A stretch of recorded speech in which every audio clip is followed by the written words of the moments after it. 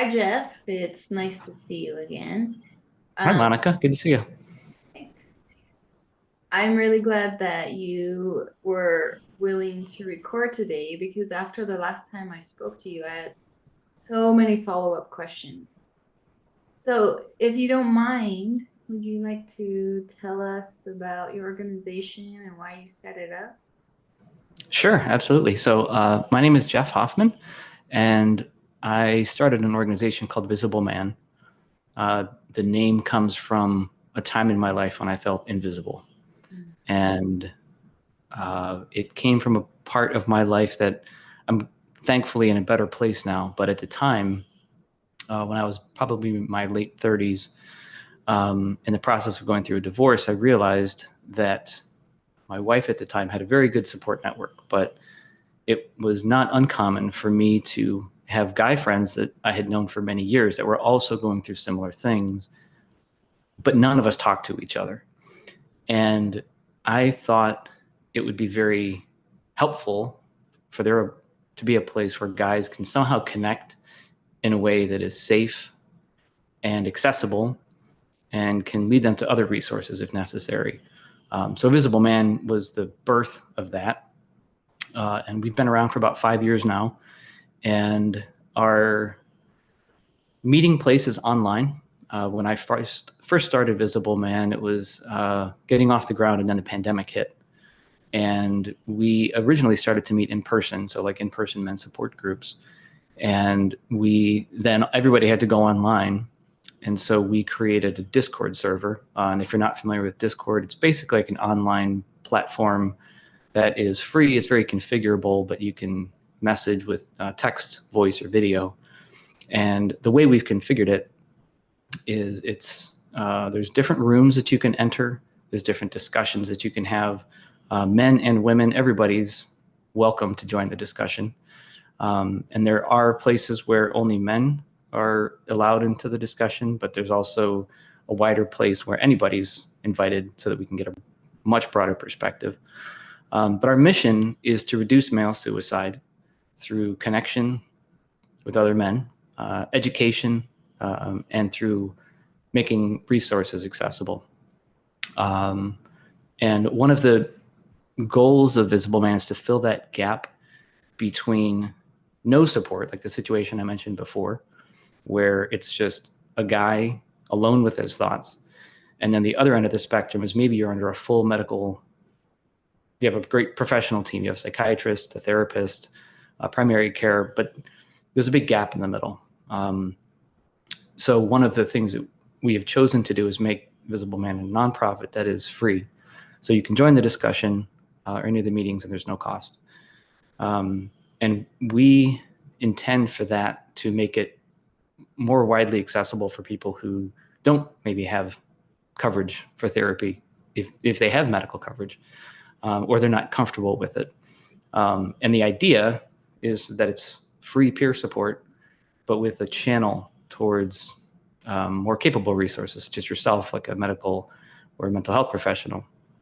Um, and the way we've constructed it is the online forum is moderated, so it's always being watched for content.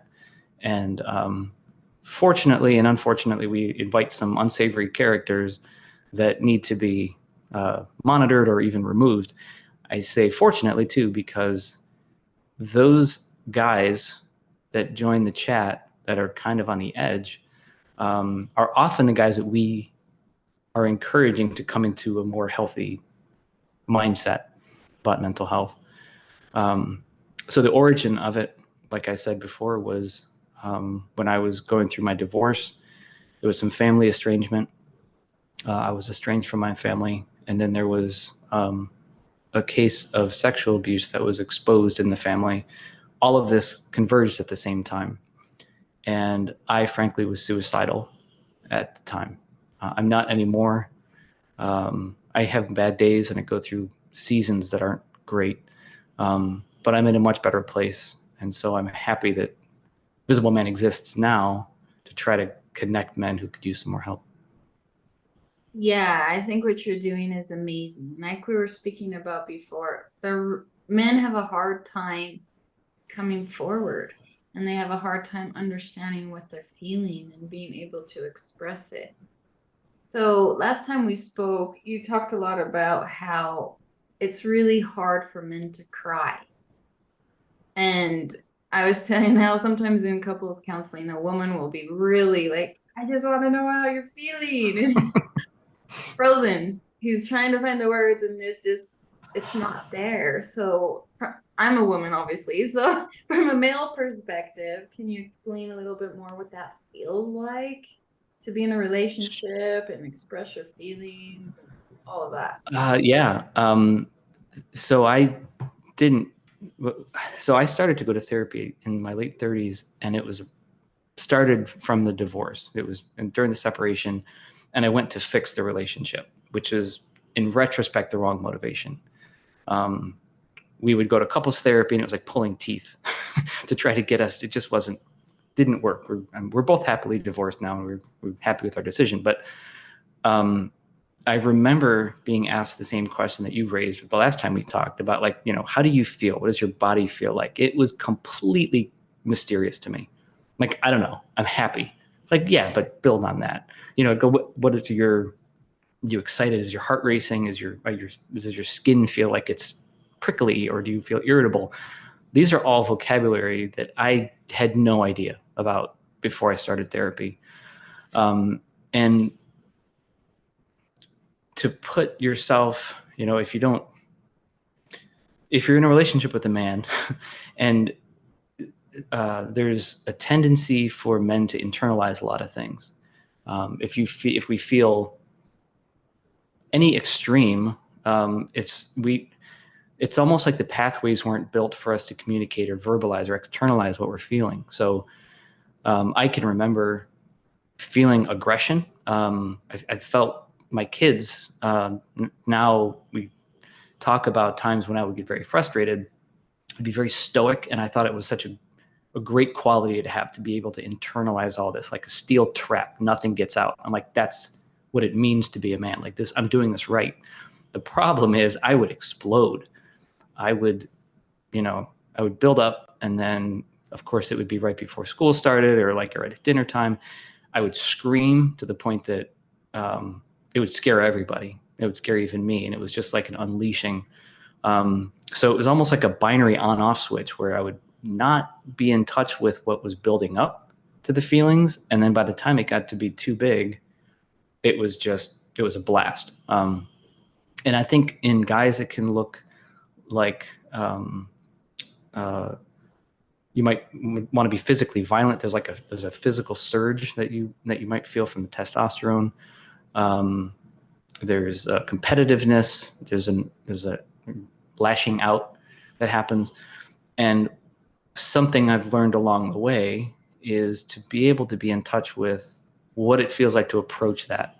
So it's almost like if you don't feel hungry at all and then you're famished, that would be what it was like before. Now it's like, I think I'm a little bit hungry. But wait a minute, my hands feel a little cold. There's like, I can be in touch with what my body is telling me. Or it's a silly example, but this morning I was anxious about some things and I kept dropping things. And I would get something out of the freezer and the frozen fruit dropped, and I'm like, all right, hold on. What's going on? So I think it's a bit more, it's like creating more granularity or more fidelity to actually being aware of what your physical sensations are leading up to that. Yeah, that's great. I really like that example because the more the more men and anyone is aware of their body, the more insight we can have as to why things are happening, and just be curious, right? Be curious how Mm-hmm. you're feeling, what you need. That's another thing I've noticed is do you feel like men always understand what they need?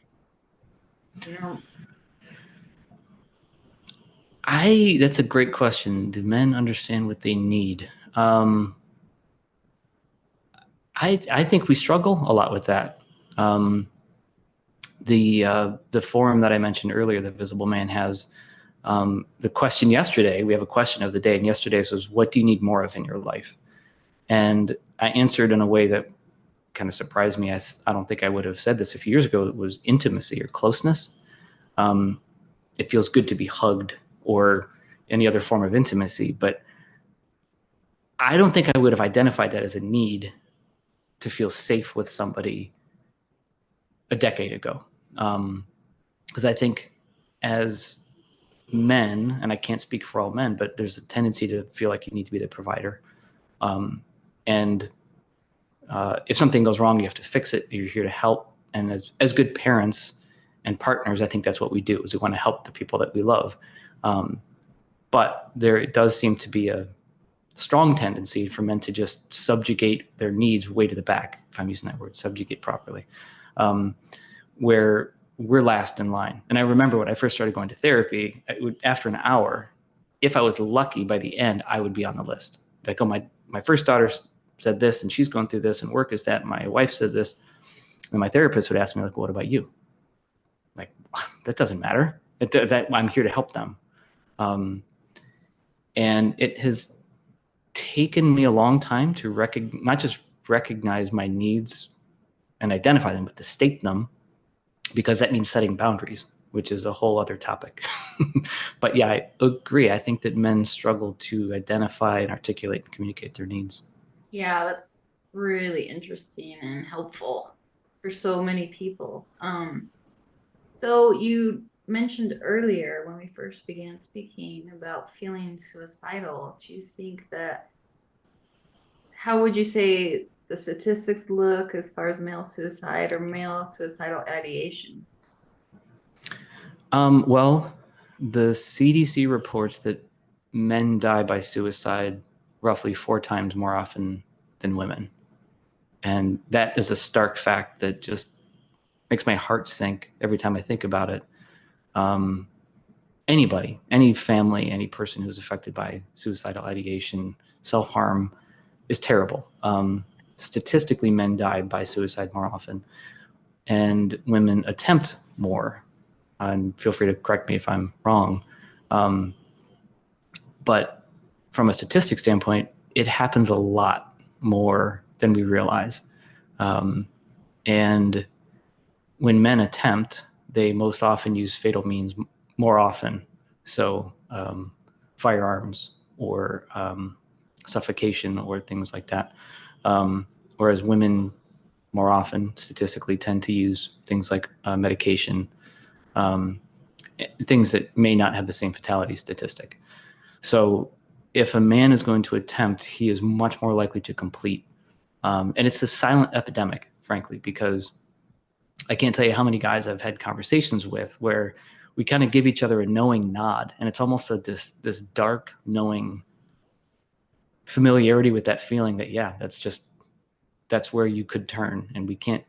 And some people choose that path. And there's I say a silent epidemic because it's just not spoken about, which is one of the reasons why I started Visible Man, was just to create a pathway for people to talk about it. There's many entry points to the conversation. Like you, we have a podcast, a website, the online portal, social media, and the idea is to just make it easier to broach the topic. Because the numbers are so high, but it's also a horrible situation. People don't really want to talk about it. And it's not uncommon. I've been contacted by somebody who's like a woman who's married to a man, and she said, I don't know how to do this. Can I send him your podcast to listen to, because I think it might help start the conversation, which is awesome. So the whole idea is to put these uncomfortable topics out there, just to get the conversation started.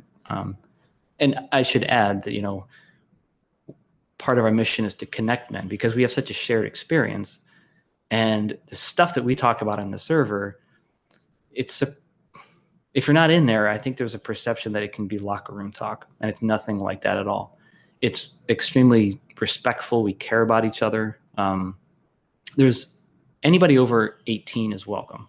And so the topics can range anything from, diet and exercise, sex, dating, relationships, divorce, custody, legal battles, addiction. And so we try to have a good span of topics. And the idea is that, all of those things are building blocks, or I should say maybe cracks that go towards somebody's decision to end their life. because it doesn't, you know, any of like relationship problems or addictions are contributing factors to suicide, but there's not really one cause to suicide. And I think that's a common misunderstanding, is like, well, what happened? What was the thing that happened? Well, many things happened, and all of them kind of pieced together in each situation is different. And so if we can address each one of those things in a safe dialogue setting, so somebody doesn't feel so alone and has a shared experience, like, oh yeah, okay, my kid said this to me and I felt the same way. What did you do? Just having that peer support can kind of soften the impact of each of those contributing factors to maybe save somebody's life. That's amazing. And I think you're right. There's not a single factor. And perhaps, and I don't know what you think about this, but perhaps just the inability to feel connected or express and feeling alone, right? Yeah. It's so visible, man, creates a community. So men don't have to feel so alone and so confused. Have you Yeah. seen any differences in culture and the way men connect with each other? Um, what I see in different cultures um, is I see a lot of commonality in the way that men connect across cultures, but what I see in differences is their perspective on masculinity and connection. Um, we have some guys from Southeast Asia, or and North Africa, Europe, and like when they talk about women specifically, there's often like a misogynistic angle to it, or patriarchal type of perspective. Well, yeah, that's okay because I'm the guy. This is so it's okay to do this. Like it's and so it's interesting because one of my goals was to not have this homogeneous community of guys that all fit the same demographic, because we're not really going to grow. We're not going to learn about other cultures and experiences. Um, and there's a guy, for example, in Turkey that joined, and we chatted for a few months, and I had no idea how old he was. And he came in kind of, I guess you notice patterns when people join a group. Somebody comes in and tries to thrash around to show that he's not vulnerable, or somebody comes in scared because they're literally living out of their car. But people come in different ways. So this guy came in, we started chatting, and he's like, how old are you, by the way? At the time I was 48, and he's 18. He's like, whoa, you could be my dad. And we, it took us a week or two to kind of re-baseline our friendship, because he was kind of weirded out by for a minute. But one of the things that we it can be as anonymous as you want it to be, this group. So you can come in and have a fake username, and we will watch the dialogue, but even if we don't know the username. And so there's a bit of a safety cushion. So in some ways, you really don't know what culture somebody comes from. We don't know their location. We don't know their real name. We have had a case where there was a crisis situation, and we were able to speak with the authorities and have that person contacted. We did not do it, but we were able to escalate it in such a way that the person was safe. But from a discussion standpoint, we don't know what culture people are from. But it is interesting because there's a common human experience beneath it all, where humans need connection and intimacy and closeness and safety, that I think men, depending on their culture, they get a different, it's like the same experience in a different font, or like a different shade. It's the same underlying structure, but the communication and attitudes can be quite different. That is really interesting and really true, right? At the end of the day, we all want to feel safe. Mm-hmm. We all have emotions. We like our we want our relationships to do well. We have certain feelings about ourselves and others. So, on that note, do you have any words of advice for men to normalize being able to be vulnerable or go to therapy? Um, I think men have a surprisingly high rate of acceptance and safety when you volunteer and are vulnerable. There's a huge fear that men will make fun of you or of each other. We kind of poke at each other like you would imagine. And there are jerks out there, just like in any group.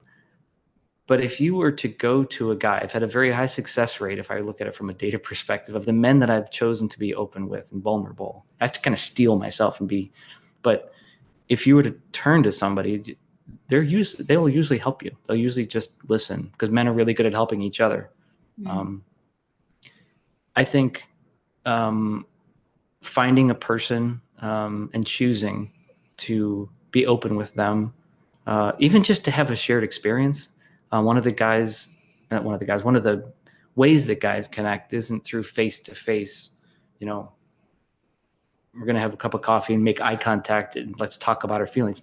It's not really like that. It does happen, but the 98% of the shoulder to shoulder experiences they call them, like if you're playing a game together, you're gaming or you're building something, having a shared experience with a guy can create that safety net, that safe space, so that when something does happen, then you feel safe opening up on that last 2%. So I think choosing to find somebody that you can maybe be open with, um, and socializing, as simple as that sounds, just making a buddy, I think can start to create a network that can keep men safer.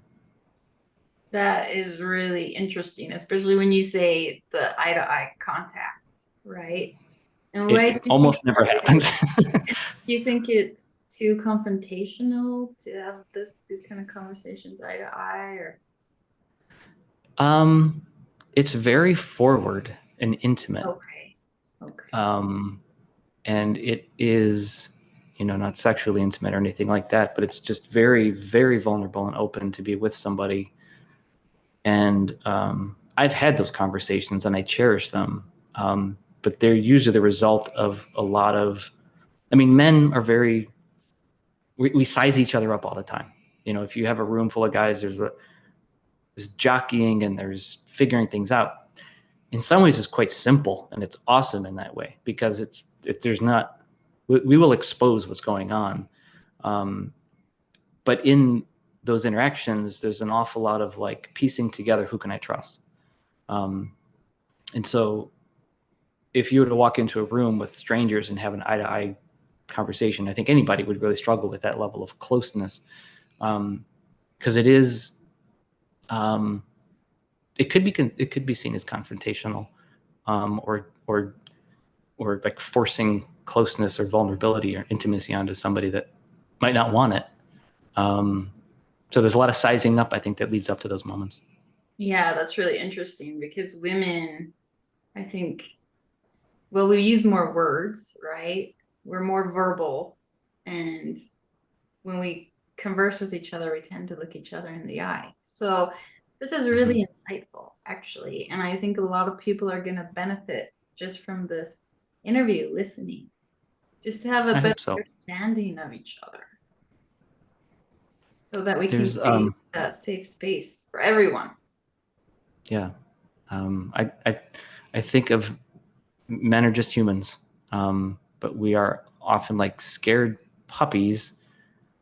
My dog is laying right here next to me, and he's a very traumatized little dude. He's a large guy. He's like 80 pounds. He's a big guy, but you would think he's a kitten.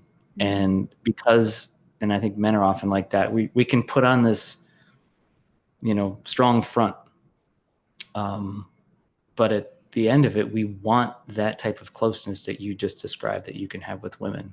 We want that. We deeply want it, but we're afraid of it at the same time.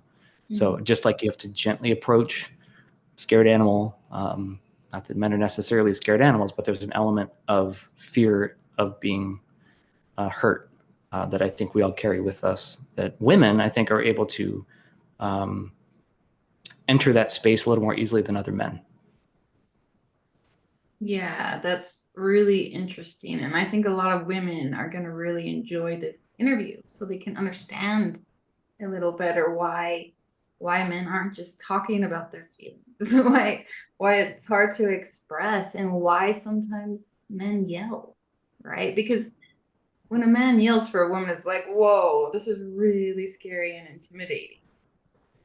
Yeah, But I don't think that's the intention. It sounds like it's just a release of pent up emotion. absolutely.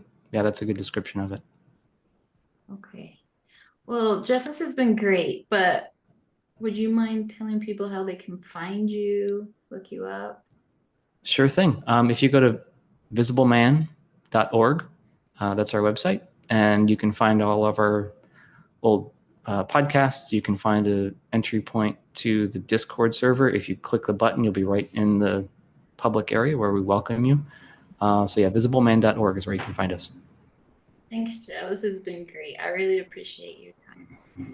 Yep. Thank you, Monica. Thank you too.